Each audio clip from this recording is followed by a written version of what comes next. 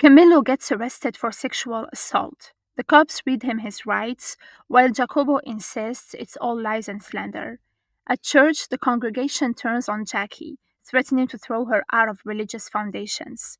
She faints from the stress, and Jacobo yells for an ambulance. At the hospital, Danger updates Barbara.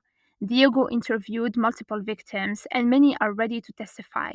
The leaked video surfaces, showing the survivor thanking Barbara for giving him the courage to come forward. Barbara kisses Danger before heading to check on Jackie, who suffered a stroke.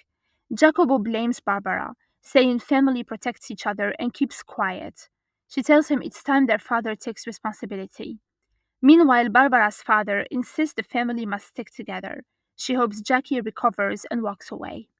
Later, Danger is cooking when he suddenly collapses, foaming at the mouth, poisoned. Barbara finds him, panicked, and calls for help.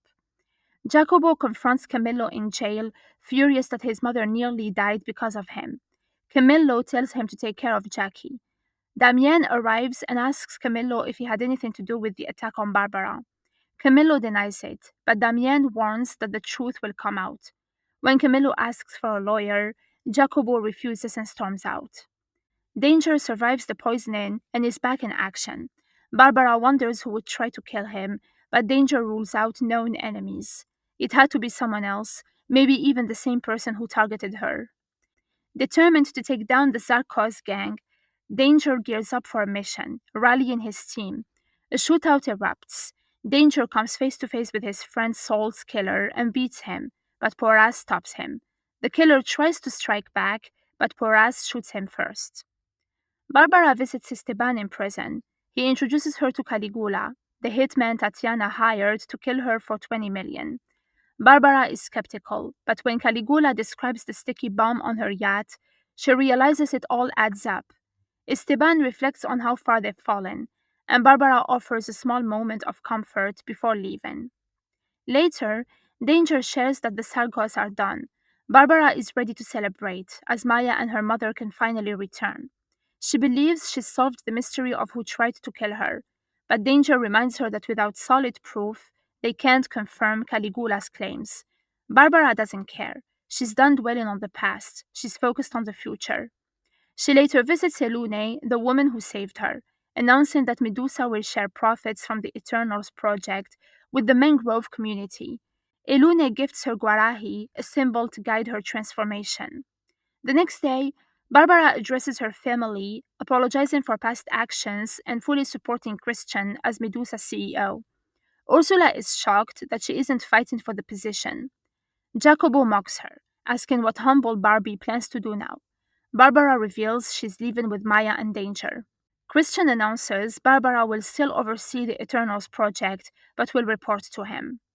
Later, Damien tells Ursula he can reclaim Medusa anytime or build another empire.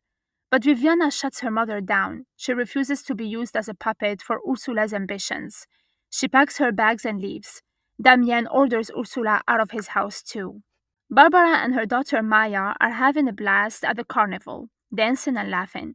She tries calling Danger, wanting him to join them, but he is busy doing some digging into Tatiana's building. While at home, he finds a device. Someone has been spying on him.